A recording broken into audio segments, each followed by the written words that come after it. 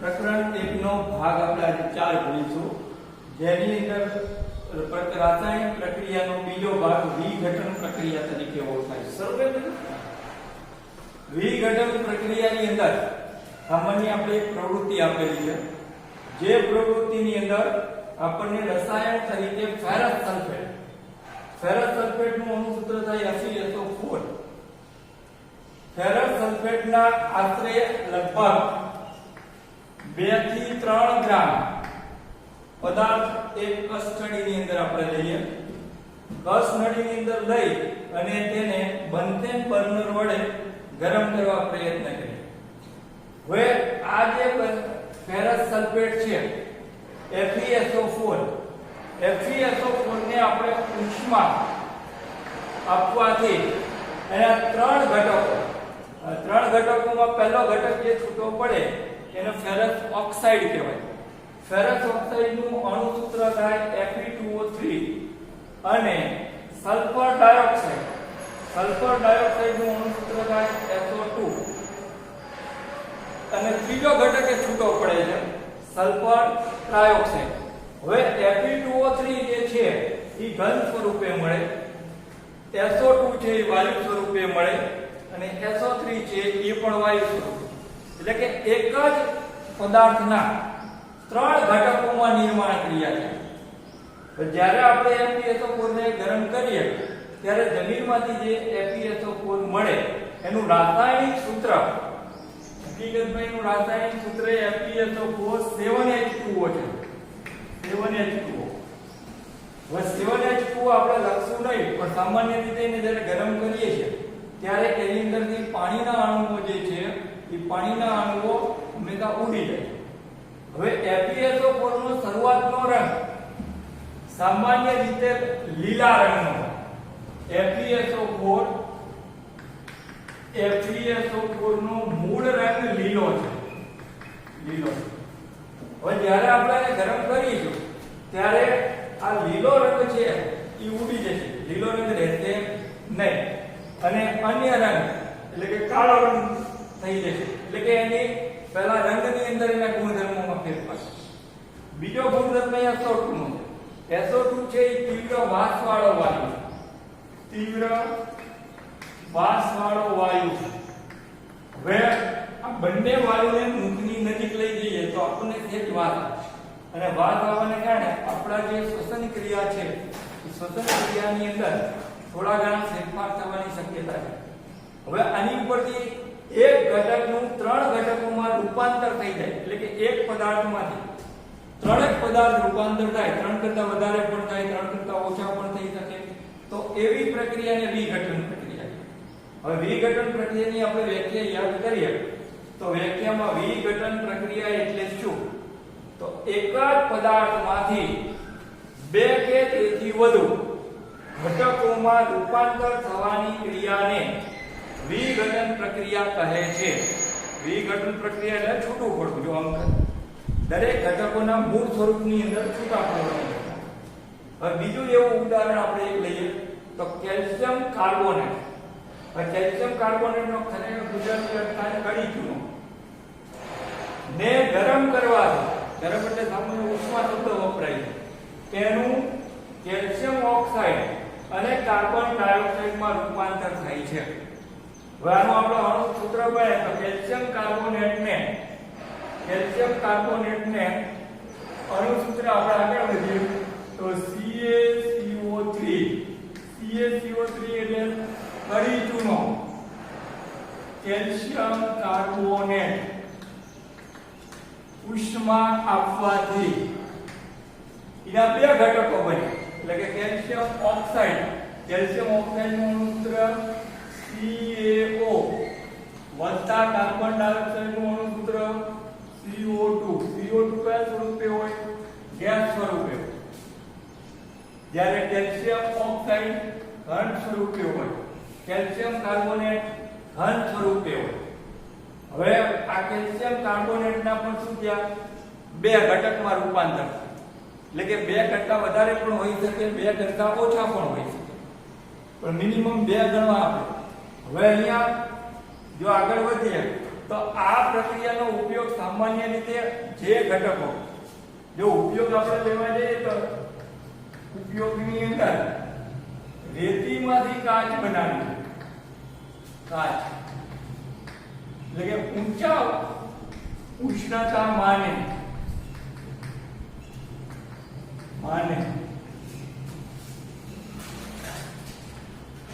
રેતીને ગરમ કરી એનું પ્રવાહીકરણ, અને એ પ્રવાહીકરણ થાય ત્યારે એનો ઉપયોગ આપણે સામાન્ય રીતે કરી શકીએ. બીજો ઉપયોગ આપણે અહીં નજીકમાં છીએ કે જ્યારે આપણે ખાવાના સોડા બનાવીએ, ખાવાના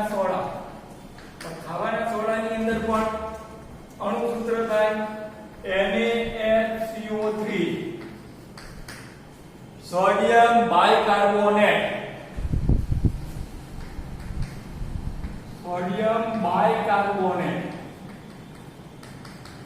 બાયકાર્બોનેટ છે ઈને જ્યારે શરૂઆતમાં બને ધોવાના સોડા Na2CO3 નું રૂપાંતર કરી સોડિયમ બાયકાર્બોનેટ બનાવે.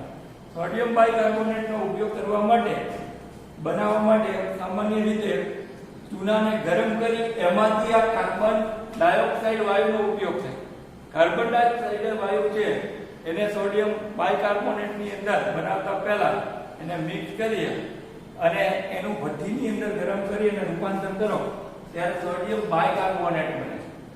હવે અહીંયાથી આપણે આ બંને પ્રક્રિયા જે છે એ સામાન્ય રીતે વિસ્થાપન પ્રક્રિયા કહેવાય. હવે વિસ્થાપન પ્રક્રિયાનું મૂળ ઘટક હતો ઘટકોનું છૂટાપડું. બીજી પ્રક્રિયા છે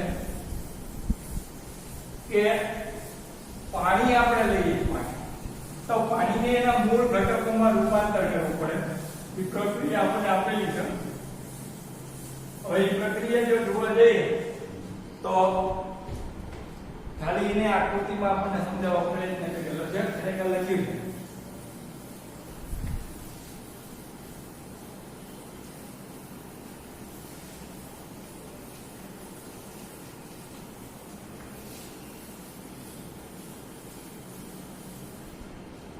હવે અહીંયા આપણે એક ઉદાહરણ અહીંયા આપ્યું છે પાણીનું વિઘટન. હવે આપણે એક અહીંયા લઈએ છીએ એક પ્લાસ્ટિકનું પાત્ર. પ્લાસ્ટિકના પાત્રની અંદર ઊંધી બે કસ નળીને આપણે મૂકીએ છીએ. બંનેને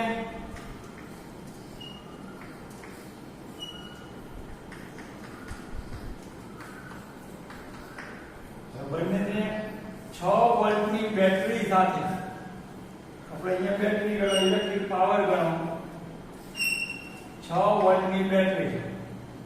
હવે આની અંદર પાણી ભરેલું છે.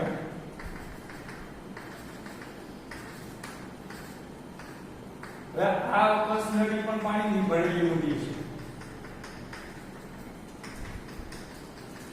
હવે તમે એની અંદર પાણી જે ભર્યું છે એની અંદર H2SO4 ના 3 કે 4 ટીપા નાખવાના. બાજુમાં એનું પાણી, આની અંદર પણ પાણી. હવે જ્યારે આપણે આની અંદર વિદ્યુત પ્રવાહ પસાર કરીએ ત્યારે વિદ્યુત પ્રવાહ પસાર થતા પાણીની અંદર 3 કે 4 ટીપા H2SO4 ના નાખ્યા હોય એટલે પાણી જે છે એ રાસાયણિક રીતે સક્રિય બની અને પાણીની અંદરથી જ્યારે આની અંદર ગરમ થશે પાણી અને પાણીની અંદર બે ઘટકોમાં રૂપાંતર થશે. એક H2 વાયુ તરીકે થશે અને એક O2 વાયુ તરીકે. એટલે અહીંયા જો વિઘટન પ્રક્રિયા સમજીએ તો પાણીનું H2O, પાણીનો ઘટનાની આપણે વિચાર કરીએ તો H2O. હવે H2O જે છે એના બે ઘટકમાં રૂપાંતર થઈ જાય કારણ કે ઉષ્મા આપવાથી એક થશે H2, બીજું થશે O. હવે અહીંયા આપણે સમીકરણ બેલેન્સ નહીં ગણે કારણ કે ઓક્સિજન અહીંયા એક જ પરમાણુ તરીકે છે. અહીંયા વાયુ આપણે હંમેશા બે અણુ તરીકે, બે પરમાણુ તરીકે લખવા પડશે. બંને ગેસ તરીકે છે. હવે આપણે અહીંયા સમીકરણને જો ગોઠવણી કરીએ કે અહીંયા બે મૂકીએ તો આની સાથે અહીંયા બે મૂકવા પડે. એટલે કે હાઇડ્રોજન છે એ ઓક્સિજન કરતા 2 ગણો, એટલે કે આની અંદર જ્યારે વાયુ ભરાતો જશે એમ પાણી હંમેશા નીચે ઉતરતું જશે. એટલે કે અહીંયા જો વાયુ ભરાય, જેટલો વાયુ ભરાય એના કરતા ઓક્સિજન અડધો, એટલે કે 2:1 નો ભાગ ગણાય છે. હાઇડ્રોજન ડબલ ઉત્પન્ન થાય, ઓક્સિજન 1 ગણો ઉત્પન્ન થાય. એટલે કે પાણીમાંથી એના મૂળભૂત વાયુમાં રૂપાંતર થવાની ઘટનાને સામાન્ય રીતે વિઘટન પ્રક્રિયા તરીકે ઓળખવામાં આવે છે.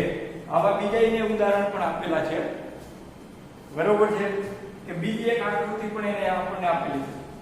બે આકૃતિની અંદર જો અનુભવ કરીએ તો બીજું એક અણુસૂત્ર અહીંયા આપ્યું છે.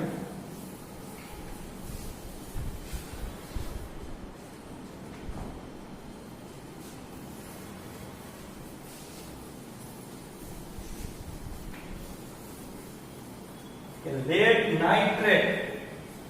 લેડ નાઇટ્રેટ પણ આપણે લઈએ છીએ અણુસૂત્ર કે લેડ નાઇટ્રેટ પણ એક કસનળીની અંદર કાચની આવી જે નળી હોય એને સામાન્ય રીતે કસનળી તરીકે આપણે ગુજરાતીમાં ઓળખીએ છીએ. અને કસનળી એની અંદર 3 થી 4 ગ્રામ lead oxide Pb lead nitrate PbNO3/2. હવે આની અંદર પણ આપણે નળી રાખીએ.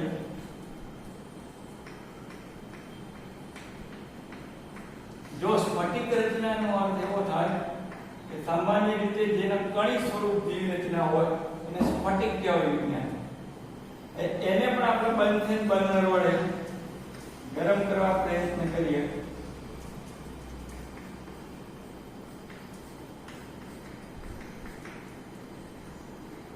PbNO3/2 એનો અર્થ લેડ નાઇટ્રેટ.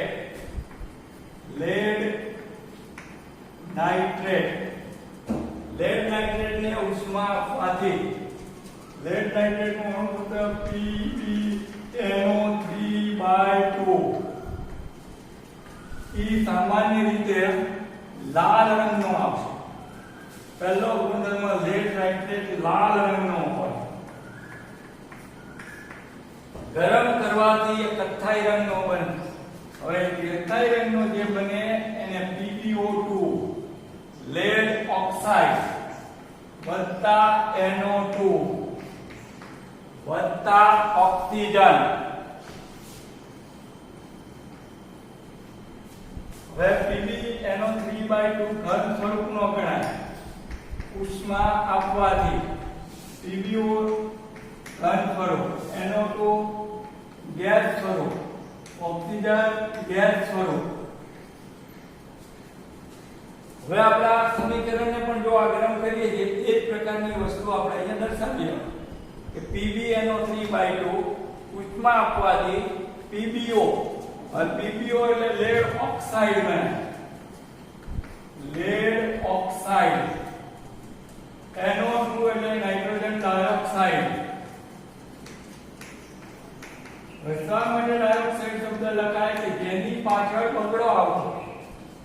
જો એક હોય તો એને મોનો બોલાય, 2 હોય તો એને ડાયો બોલાય, 3 હોય તો એને ટ્રાય બોલાય, 4 હોય તો ટેટ્રા બોલાય, 5 હોય તો એને પેન્ટા બોલાય. ઓક્સિજન. હવે આને પણ ગોઠવવાનો પ્રયત્ન કરીએ તો જો આની આગળ પણ અહીંયા જો તમે બગડો મૂકો, બરોબર, એટલે Pb 2 અણુ, અહીંયા Pb 2 અણુ થશે 2. હવે અહીંયા એને 4 મૂકવા પડે. હવે આપણે જોઈ લેવાનું સામાન્ય રીતે કે બંને બાજુ સમીકરણ બેલેન્સ થયું છે કે નહીં, અથવા તો સંતુલિત અવસ્થામાં છે કે નહીં. આ બગડા વડે Pb ના 2 ગણાય, કારણ કે Pb ની આગળ છે એટલે Pb 2 ગણાય. અહીંયા બગડો મૂક્યો એટલે Pb 2 થઈ જાય. Pb એટલે લેડ. હવે આ બગડા વડે નાઇટ્રોજનના જો અહીંયા ગુણાકાર કરવાનો કે નાઇટ્રોજન અહીંયા 2 આગળ 2 એટલે નાઇટ્રોજન કેટલા થયા 4. તો અહીંયા નાઇટ્રોજન કેટલા થશે 4.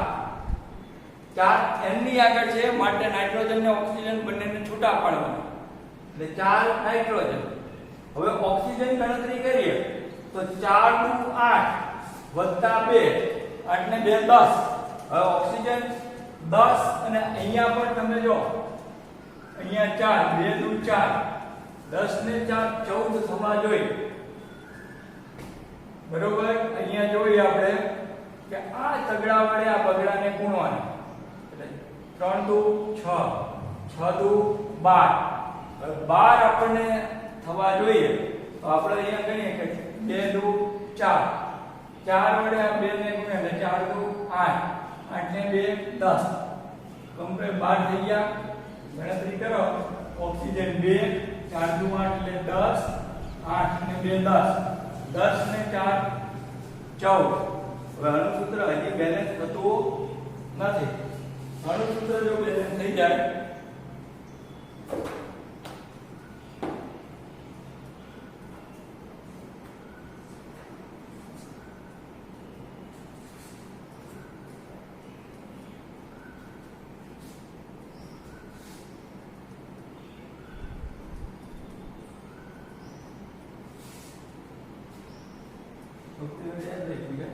એટલે આપણે જો 2Pb બરોબર નાઇટ્રોજન ની અંદર 6 થઈ જાય એટલે જો થઈ જાય અહીંયા થઈ જાય કે ગુણો ને 6 3 દુ 6 6 દુ 12 2 દુ 4 4 દુ 8 8 ને 4 12 ને 2 6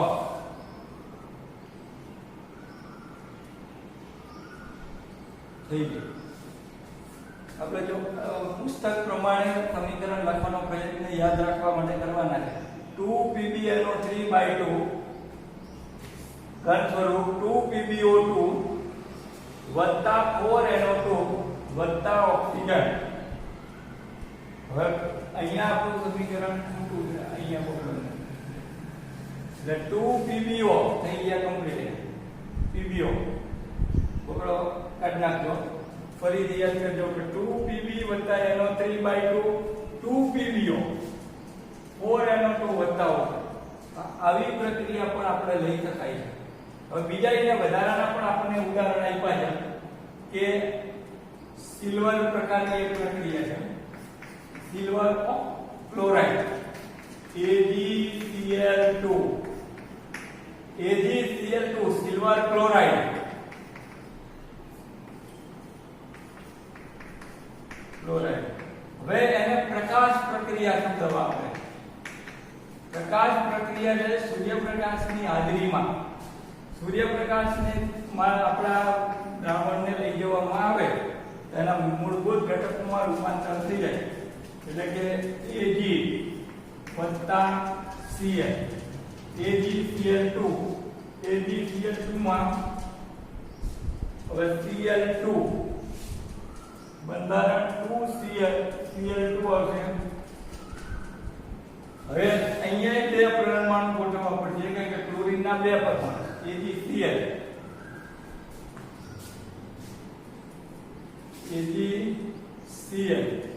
હવે AgCl છે એ લિક્વિડ સ્વરૂપે હોય 2Ag છે એ ઘન સ્વરૂપે હોય ક્લોરીન છે એ વાયુ સ્વરૂપે આ પણ પ્રકાશ પ્રક્રિયા છે બીજું પણ પ્રકાશ પ્રક્રિયા એવું આપેલી છે કે AgBr silver bromide silver bromide ની અંદર પણ આપણે પ્રકાશ પ્રક્રિયા તરીકે કે પ્રકાશ પ્રક્રિયા સૂર્યપ્રકાશની હાજરીમાં થતી પ્રક્રિયા એટલે Ag અને Br એમાં બે જ વસ્તુ છૂટી પડે છે એમાં બગડો લાગતો નથી હવે આવી પ્રક્રિયા સામાન્ય રીતે ઉષ્મા આપવાથી નહીં પણ આ પ્રક્રિયાઓ પ્રકાશ પ્રક્રિયા કહે છે પ્રકાશ પ્રક્રિયાની અંદર ઉષ્મા પ્રકાશ અથવા વિદ્યુતથી સૂર્યપ્રકાશનો ઉપયોગ થાય સૂર્યપ્રકાશ અથવા વિદ્યુત નો ઉપયોગ થાય છે. આ પ્રક્રિયાનો એક ઉપયોગ આપણે સામાન્ય રીતે જાણીતા છીએ કે જે આપણે ફોટોગ્રાફી કરીએ, બ્લેક એન્ડ વ્હાઇટ ફોટો જે પાડીએ છીએ તેમાં વપરાતું દ્રાવણ AgBr છે. એટલે આપણે ખાસ યાદ રાખવાનું કે અહીંયા પ્રશ્ન આપણને બે પૂછી શકે છે. પ્રકાશ પ્રક્રિયા એટલે શું અને પ્રકાશ પ્રક્રિયાના બે ઉદાહરણ આપણે આપવાના થાય તો આ બંને ઉદાહરણ એની અંદર લખી શકાય. ફરીથી યાદ કરી લઈએ. પ્રકાશ પ્રક્રિયા જે રાસાયણિક પ્રક્રિયાઓ પ્રકાશની હાજરીમાં થતી હોય, પ્રકાશની હાજરી એટલે સૂર્યપ્રકાશ આપણે ગણવાનો છે કે આ પ્રક્રિયાઓમાં પ્રકાશ પ્રક્રિયા સૂર્યપ્રકાશ અથવા તો વિદ્યુત, પણ મોટા ભાગે આપણને સૂર્યપ્રકાશનો ઉપયોગ થાય. બ્લેક એન્ડ વ્હાઇટ ફોટોગ્રાફી જે પાડીએ છીએ ત્યારે બ્લેક એન્ડ વ્હાઇટ ફોટોગ્રાફીની અંદર જે પેલા જૂની વખતની અંદર આપણે હતો કે ફોટોગ્રાફી કર્યા પછી એક ડાર્ક રૂમની અંદર જતા. ડાર્ક રૂમની અંદર જો પ્રકાશ આવે તો એનો ફોટો આપણને કાગળ પર મળે નહીં. તો બ્લેક એન્ડ વ્હાઇટ ફોટોગ્રાફીની અંદર જે દ્રાવણ મૂકીને ફોટો ઉપસાવવામાં આવે એવી પ્રક્રિયાને આ પ્રકાશ પ્રક્રિયાના ઉપયોગ દ્વારા જ આપણી ફોટોગ્રાફી થતી હતી.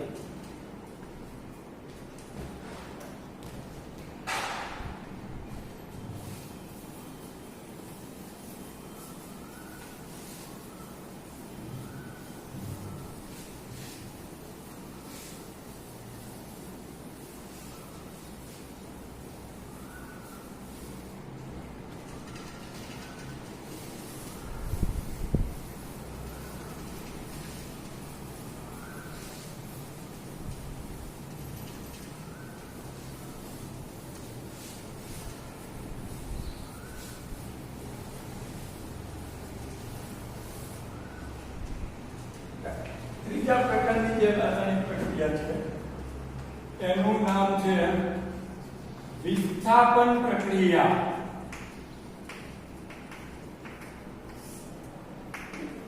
વિસ્થાપન એટલે છૂટું પડે, પણ મૂળ ઘટકોમાં જે પદાર્થો છૂટા પડે એવી પ્રક્રિયાને વિસ્થાપન પ્રક્રિયા. આ વિસ્થાપન પ્રક્રિયા માટે 3 કસ નળીનો આપણે ઉપયોગ કરીએ.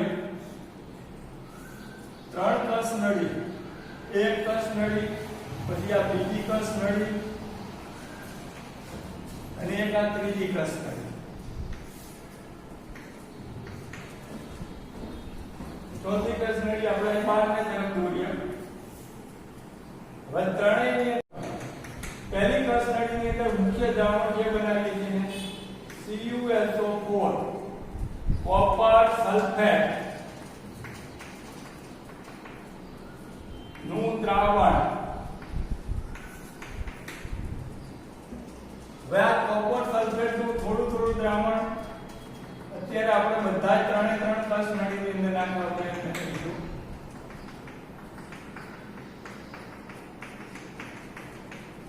અત્યારે હાલની અંદર CuSO4, આની અંદર પણ CuSO4, આની અંદર પણ CuSO4, એટલે કે ત્રણે કસ નળીની અંદર આપણે CuSO4 નાખી દઈએ. CuSO4 ની અંદર પહેલા હવે આની અંદર CuSO4 ની પહેલી કસ નળીની અંદર લોખંડની ખીલ્લીઓ,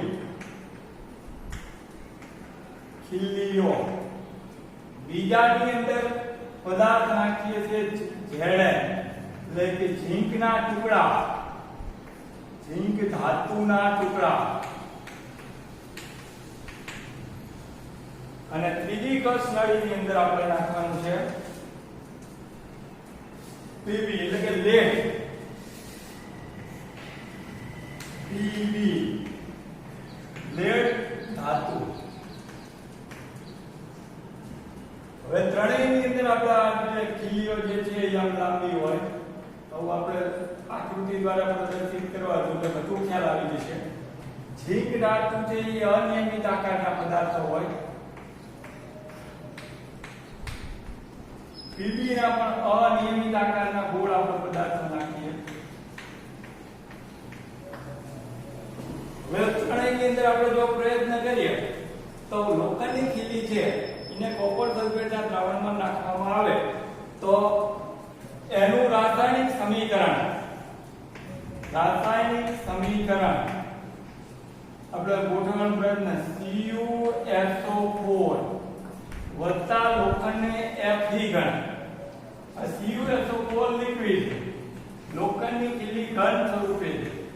એને ઉષ્મા આપવાની નથી ને કશું જ કરવાનું નથી, એમને એમ આપણે રાખી મૂકવાનું. તો CuSO4 ના બે ઘટક બનશે, એક Cu અને SO4. Cu છે એ પણ 2 પ્લસ થાય, SO4 2 માઈનસ. હવે બંનેનું સંયોજકતા જો વિચારીએ તો અહીંયા આપણે બંનેની સંયોજકતા સમાન છે. હવે સંયોજકતા હોય તો આની અંદરથી પડેલો ઋણ આયન Fe ધન આયન તરીકે કામ કરે. તો એ વખતે નવું અણુ સૂત્ર FeSO4 ઘન સ્વરૂપ વત્તા કયો પદાર્થ છૂટો પડશે? Cu પણ ઘન સ્વરૂપે છે. હવે બીજા પદાર્થની અંદર જઈએ તો આની અંદર પણ જો CuSO4 લિક્વિડ ધાતુ કઈ વહેતી છે? Zn.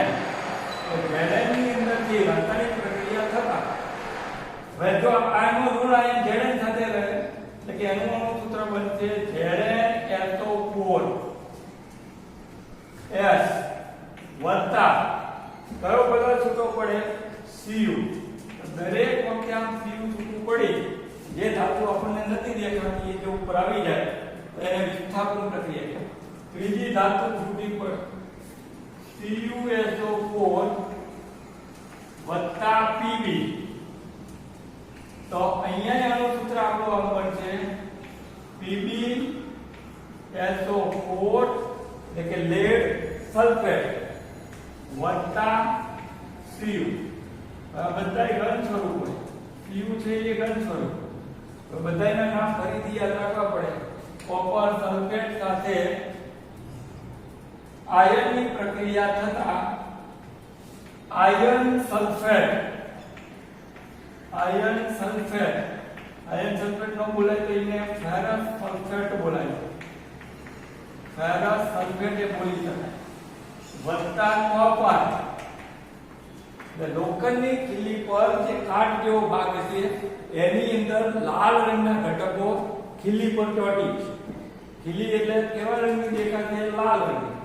હવે હકીકતમાં CuSO4 નું દ્રાવણ વાદળી રંગમાંથી ધીમે ધીમે ખીલી પર આવી જાય એટલે વાદળી રંગ આછો થતો જાય અને દ્રાવણ સફેદ તરફ. અહીંયા CuSO4 વત્તા Z તો આને ઝીંક સલ્ફેટ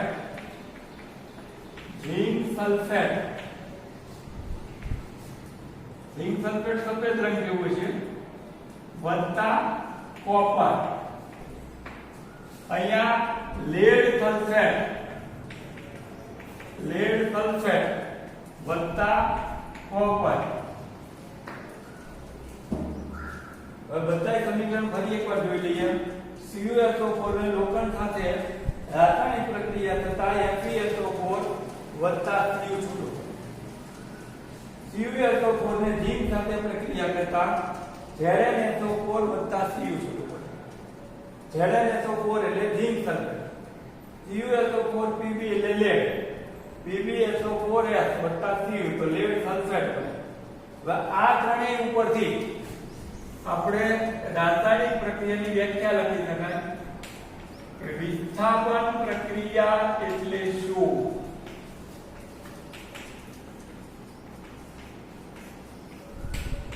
ઉદાહરણ દ્વારા સમજાવો. આવો પ્રશ્ન પૂછી શકે તો આપણે એની વ્યાખ્યા લખવી પડે કે વ્યાખ્યા જે રાસાયણિક પ્રક્રિયાઓ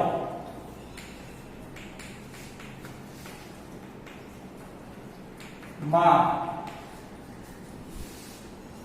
મૂળ સ્વરૂપને પદાર્થો પાછા મેળવવાની ક્રિયાને વિસ્થાપન પ્રક્રિયા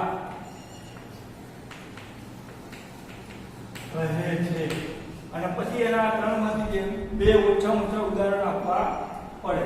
હવે આની અંદર એક મહત્વની વાત એ છે કે ઝીંક છે ઈ ફેરસ અને લેડ કરતા સક્રિય બને. કેમ? કારણ કે આ પ્રક્રિયા ત્રણેય કરતા ઝડપથી બનવાની. જે પ્રક્રિયા ઝડપી બને એનો મૂળ ધાતુ છે એને સક્રિય ધાતુ. કોપર છે એ ઝીંક કરતા નિષ્ક્રિય ધાતુ. તો ઝીંક બંને કરતા યાદ રાખજો કે ઝીંક એ આયન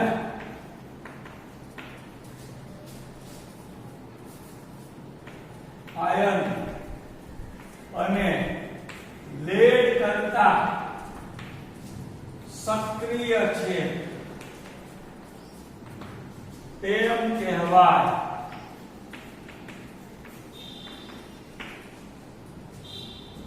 આમ પ્રક્રિયાઓના ઉદાહરણો ઉપરથી આપણે જોઈ શકાય કે કેટલીક પ્રક્રિયાઓ સક્રિય હોય, કેટલીક પ્રક્રિયાઓ નિષ્ક્રિય હોય. આ પ્રક્રિયાઓને આપણે પુસ્તકમાં કેટલી લખી શકાય: પ્રકાશ રાસાયણિક પ્રક્રિયાઓ, વિસ્થાપન પ્રક્રિયાઓ, વિઘટન પ્રક્રિયાઓ અને આગળ. હવે ત્યાર પછીની વસ્તુ ઉપરથી આપણું જે હોમવર્ક છે, પ્રશ્નો પાઠ નંબર 10 પર આપણે અહીંયા ખાસ કરીને આ કરતા પછી હોમવર્ક સ્વાધ્યાયના પ્રશ્નો પાના નંબર 10 સમજીને વિચારીને લખવાના છે. બધા જ અણુસૂત્ર જે છે એ યાદ રાખવા, વારંવાર લખી અને યાદ રાખવા પ્રયત્ન કરવાનો છે જેથી કરી આપણને સહેલાઈથી ઝડપથી યાદ રહી જાય.